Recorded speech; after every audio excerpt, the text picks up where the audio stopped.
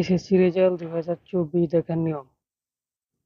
প্রথমে আপনার ফোনের ক্রোম ব্রাউজার ওপেন করতে হবে। সার্চ বারে গিয়ে লিখতে হবে এডুকেশন বোর্ড রেজাল্ট।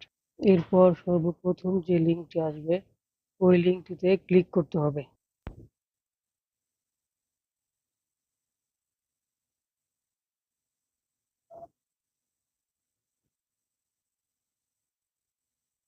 দেখতে পাচ্ছেন লিঙ্কটি এখানে শো করতেছে।